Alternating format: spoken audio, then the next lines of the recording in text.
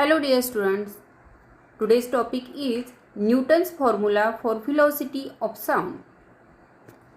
Propagation of longitudinal waves was studied by Newton. Sound waves travel through a medium in the form of compression and rarefaction. आता आपल्याला माहिती आहे की sound waves ह्या काय आहेत तर लॉन्जिट्युडिनल वेव्स आहेत आणि या लॉन्जिट्युडिनल वेव्हचे जे काही प्रोपॅगेशन आहे हे याचा स्टडी केला होता न्यूटननी. न्यूटननी सांगितल्याप्रमाणे साऊंड वेव्स ह्या ट्रॅव्हल होत आहेत मीडियममधून कोणत्या फॉर्ममध्ये तर कॉम्प्रेशन अँड रेअरफ्रॅक्शन्स. या आधीच्या व्हिडिओमध्ये आपण बघितलं आहे. The density of medium is greater at the compression while being smaller in rarefaction. Yes. So, hence the velocity of sound depends on elasticity and density of the medium. Newton's formulated the relation as काय म्हटलं velocity जी आहे साऊंडची ती depend करणार आहे त्या मीडियमच्या elasticity आणि डेन्सिटीवरती. So न्यूटननी एक formula दिला तो म्हणजे काय तर v is equal to under root E upon row.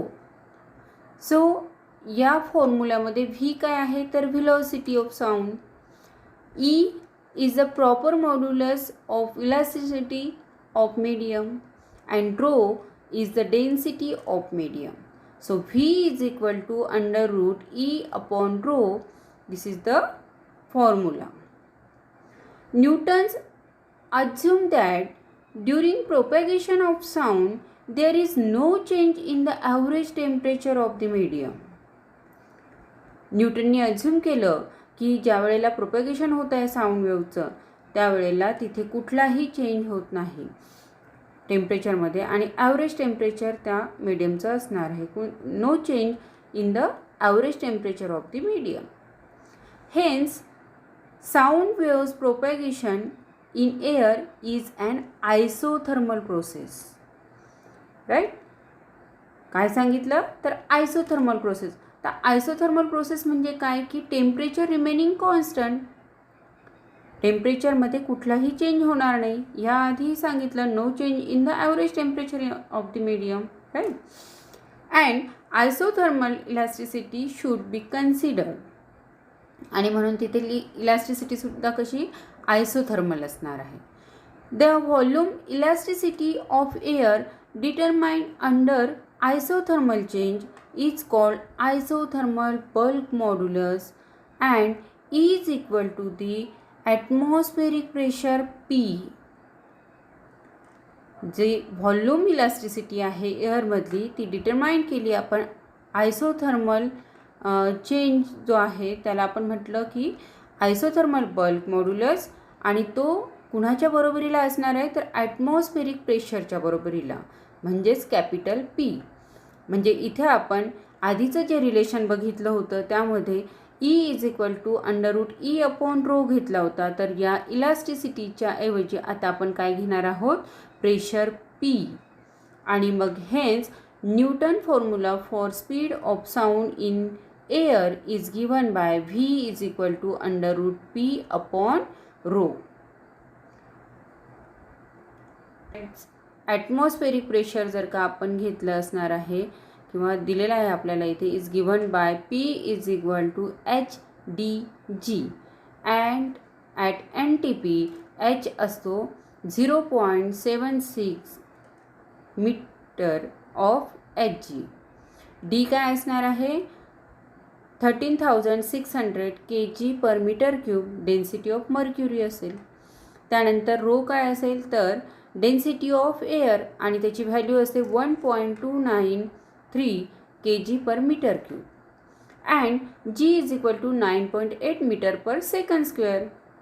ज्या वेळेला ह्या एच डी जी आणि रोची व्हॅल्यू आपण पुटअप करणार आहोत V is equal to P upon रोमध्ये तेव्हा व्हॅल्यू मिळाली आपल्याला. फायनल व्हॅल्यू जी मिळते आहे ती किती आहे V is equal to 279.9 metre per second at NTP.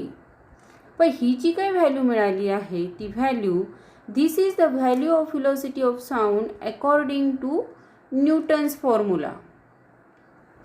But the experimental value of velocity of sound at 0 degree centigrade as determined earlier by a number of scientists is 332 meter per second. आधीच्या ज्या सायंटिस्टने आपल्याला value दिली होती ती किती होती? 332 metre per second at 0 degree centigrade. आणि न्यूटनच्या फॉर्म्युल्यानुसार आपण जी व्हॅल्यू फाइंड आउट केली ती किती आहे? 279.9 meter per second at NTP. The difference between predicted value by Newton's formula and experimental value is large and it is not due to experimental error. हा experimental error नव्हता. न्यूटन्सने जे relation सांगितलं होतं त्या रिलेशन्सनुसार, त्या फॉर्म्युल्यानुसार आपण जी व्हॅल्यू काढली ती आपल्याला एवढी मिळाली होती 279.9 मीटर पर सेकंड. आणि आधी एक्सपेरिमेंटल व्हॅल्यू जी होती ती 16% greater than the value given by the formula. आणि ही एवढी तफावत मिळाल्यामुळे Newton's could not give satisfactory explanation of this discrepancy. It was revolved by French physicist Laplace. आणि म्हणून त्यानंतर मग हा जो इथे प्रॉब्लेम झाला होता, जो डिफरन्स आपल्याला मिळाला होता 16%चा, हा रिझॉल्व केला सायंटिस्ट लॅपलासने. So next point is Laplace correction. आता लॅपलासने कुठलं करेक्शन सांगितलं आहे ते आपल्याला बघायचं आहे.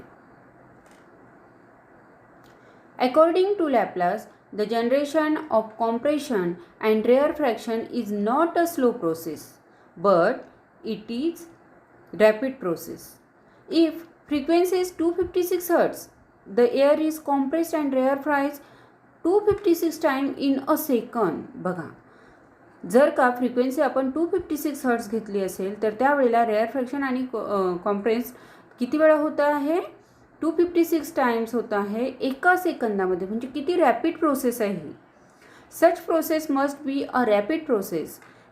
Heat is produced during compression and is lost during रेअरफॅक्शन.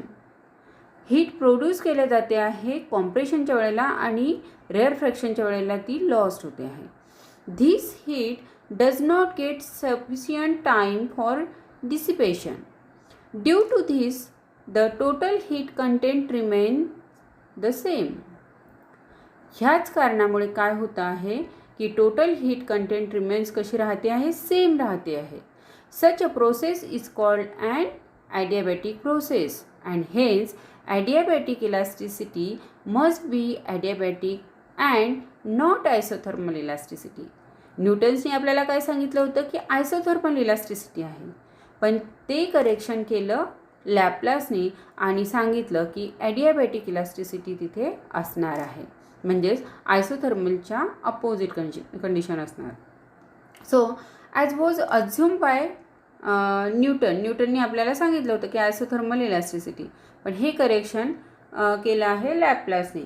So according to Laplace, the adiabatic modulus of elasticity of air is given by E is equal to gamma P, where P is the pressure of the medium, that is air medium घेतला आपण इथे, and gamma is the ratio of specific heat of air at constant pressure, that is Cp, to the specific heat air at constant volume Cv, called as the adiabatic ratio. adiabatic ratio काय घेतो आपण? तर ratio of Cp and Cv, that is gamma.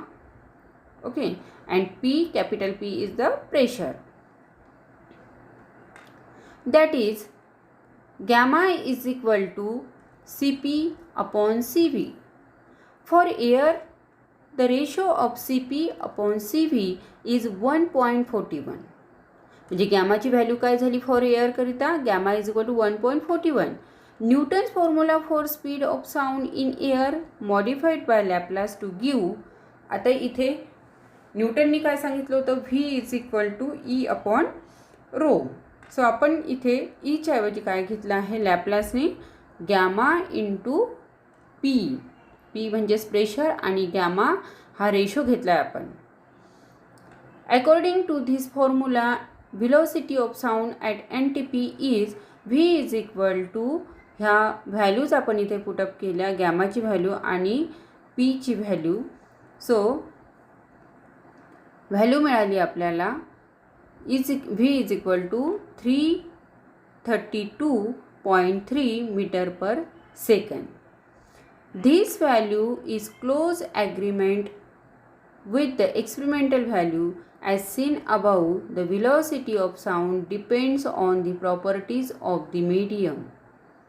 ही जी value होती ही close होती, जे आधीच्या सायंटिस्टनी सांगितलेलं होतं आपल्याला व्हॅल्यू किती सांगितली होती, 332 मीटर पर सेकंद, आणि इथे आपल्याला व्हॅल्यू किती मिळाली, 332.3 एवढी मिळाली आहे.